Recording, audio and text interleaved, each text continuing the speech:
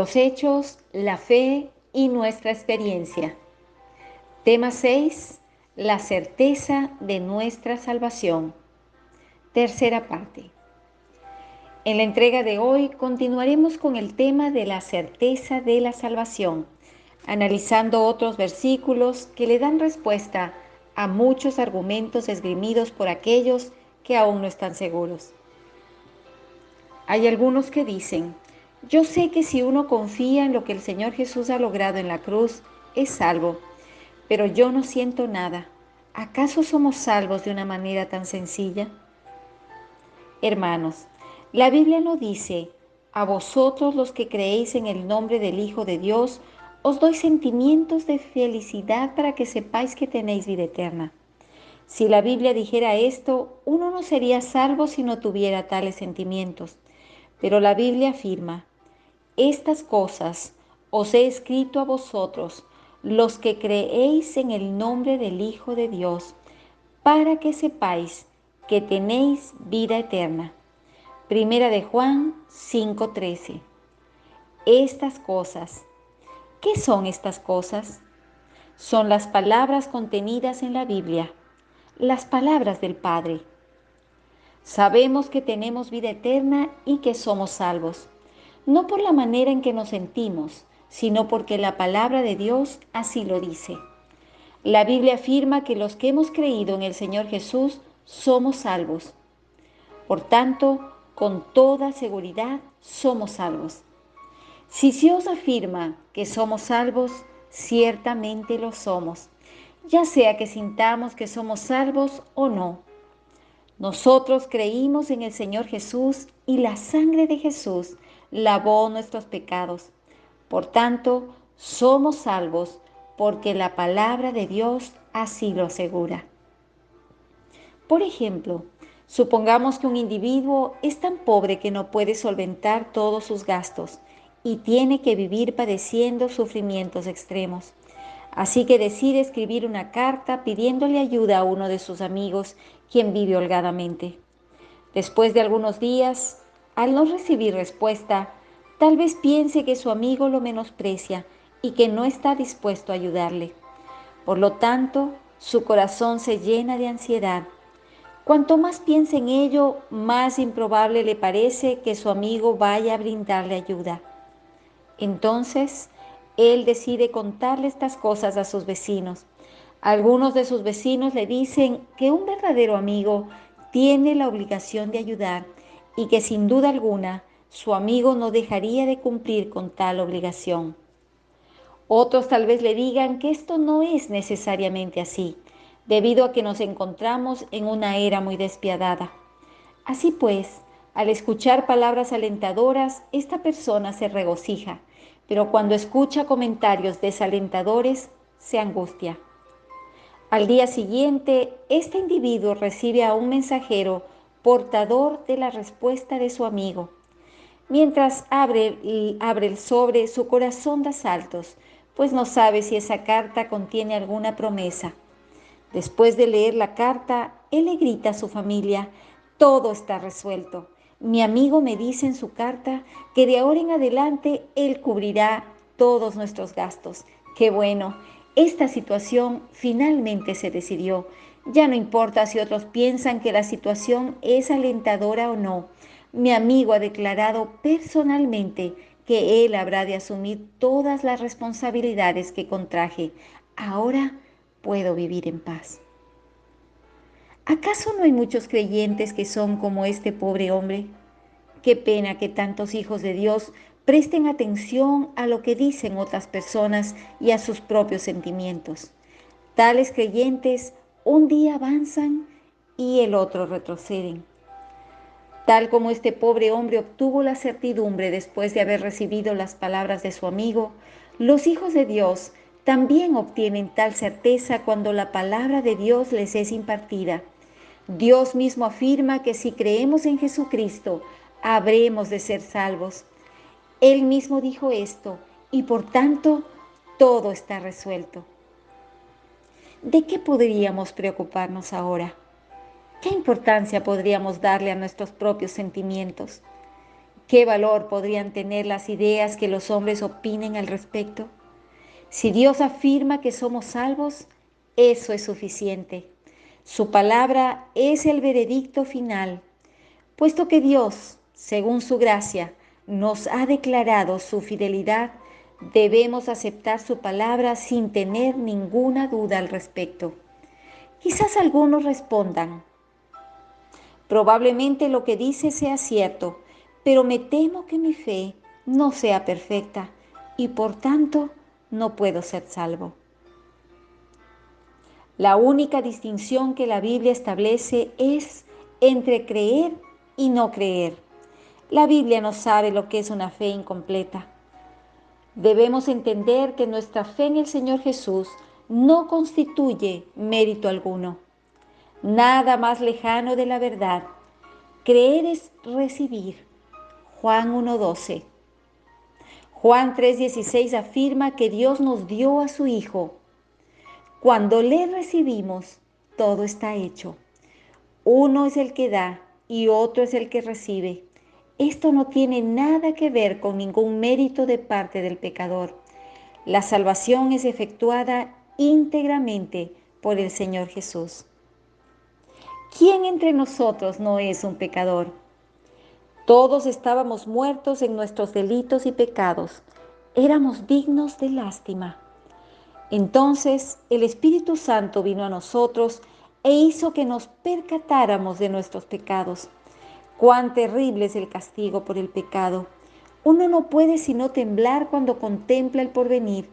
Y esta situación es aún más lamentable cuando nos damos cuenta de que no podemos salvarnos a nosotros mismos. Anteriormente nos estábamos revolcando en el lodo y no había manera de salvarnos a nosotros mismos. ¡Qué sufrimiento tan indecible! Gracias y alabanzas sean dadas al Cordero inmolado.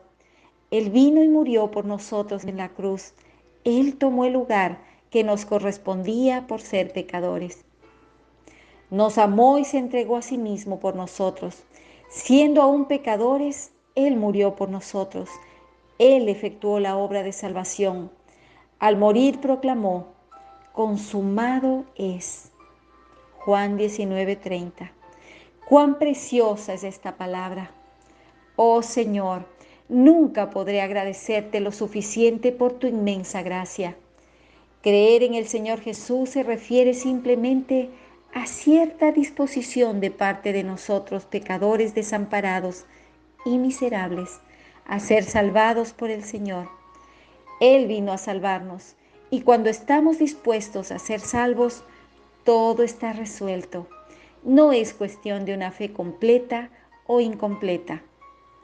El propio Señor dijo, al que a mí viene, por ningún motivo le echaré fuera. Juan 6:37. Puesto que hemos acudido a Él, ahora cabe una sola pregunta. ¿Habrá Él de echarnos fuera? Alabado sea Dios, pues Cristo es fiel y digno de confianza. No se halla engaño en su boca. Jesús nunca echará fuera a los que acuden a Él. Él salvará a todos los que reconocen sus pecados y están dispuestos a aceptarlo como su Salvador. Él dijo, venid a mí, todos los que trabajáis arduamente y estáis cargados, y yo os haré descansar. Mateo 11:28. Si alguno tiene sed, venga a mí y beba. Juan 7:37. Esta es la invitación que el Señor nos hace. Hermanos, no es en virtud de nuestra fe que somos salvos, más bien es en virtud de su gracia y fidelidad. Dios desea salvarnos, Él ha de concedernos gracia. ¿No le creeremos? ¿Qué duda podemos abrigar? El amor del Señor debiera inundar nuestros corazones y echar fuera todos nuestros pensamientos vacilantes. Después de haber entendido esta verdad, quizás a algunos les asalte una duda. Si los hombres saben que son salvos, que poseen la vida eterna y que tienen el cielo garantizado, ¿no habrían ellos de pecar a su antojo? puesto que de cualquier forma ya son salvos. ¿No habrían de pensar que por ello pueden dar rienda suelta a sus concupiscencias y pecados? ¿Acaso no habrían de pensar que puesto que ya son salvos, no importa si pecan o no? Esto es solo una hipótesis. Muchos piensan que si obtienen la certeza de ser salvos, entonces desearán pecar, pero se trata únicamente de una hipótesis. En realidad, sucede exactamente lo contrario. Cuando un hombre sabe que es salvo, ya no deseará pecar, e incluso sus pensamientos y su conducta adquirirán características celestiales. Si un creyente sabe que ya tiene vida eterna y que por ello es un ciudadano celestial, ciertamente aprenderá a conformarse a la norma celestial en todo aspecto, tanto en su manera de hablar como en su manera de conducirse y comportarse. Aquellos que no saben que son salvos habrán de imitar al mundo y tratar de conformarse a él. Hermanos, ciertamente no existe el peligro de que aquellos que saben que son salvos vayan a pecar despreocupadamente. Al contrario, quienes saben que son salvos diariamente habrán de ocupar su mente en las cosas de arriba. Esto haya confirmación plena en las experiencias espirituales de los creyentes. Del mismo modo en que los que han de viajar a un país extranjero procuran comportarse conforme a la cultura de ese país, aquellos que se encaminan hacia las alturas ciertamente aprenderán a ser personas celestiales. Queridos hermanos, ustedes ya han creído en el Señor Jesucristo. No hay nada más importante que ello en la tierra. Además, esta es la más grande bendición en la eternidad del hombre. Deben saber que el Señor les salvó. Qué consuelo y gozo representa saber que somos personas que poseen la vida eterna. Regocijaos de que vuestros nombres están escritos en los cielos. Lucas 10:20. ¡Qué mensaje tan precioso! Ciertamente, estas son las buenas nuevas. En esta era podemos saber que somos salvos. Antes éramos pecadores, pero ahora hemos recibido gracia. ¿No deberíamos regocijarnos por ello? Cuánta gratitud y afecto sentimos al darnos cuenta de que el Señor nos ha salvado de la perdición eterna y nos ha concedido la vida eterna. Si sabemos esto, con mayor razón alabaremos a Dios. Sabemos que no podemos salvarnos a nosotros mismos. Como resultado de ello, ahora y por siempre, toda autoridad, riqueza, sabiduría, poder, honor, gloria y alabanza serán para el Cordero inmolado. Ahora pueden comprender cuánto Dios nos ama. Puesto que Él nos amó y nos salvó, debemos amarle inspirados por un sentimiento de gratitud y habremos de vivir en esta tierra como personas salvas. Él ha comenzado una buena obra en nuestro corazón y ciertamente la perfeccionará hasta el día de Cristo Jesús. Filipenses 1:6. Nosotros no podemos complacerlo a Él por nosotros mismos, pues los que están en la carne no pueden agradar a Dios. Romanos 8:8. Lo único que podemos hacer es permitir que su Espíritu opere en nosotros, lo cual hará que llevemos una vida santa. Si bien algunas veces lamentablemente fracasamos, esto no significa que habremos de perecer nuevamente. El Señor nos ha dado vida eterna. Si fracasamos, no debemos sentirnos desalentados. Antes bien, debemos volver a levantarnos y pedirle al Señor su perdón. Con toda seguridad, Él nos conducirá hacia adelante. Si sabemos que nuestra vida está escondida con Cristo en Dios, ciertamente habremos de fijar nuestra mente en las cosas de arriba. ¡Cuán maravilloso es esto! Tenemos un Salvador maravilloso y hemos recibido una salvación maravillosa.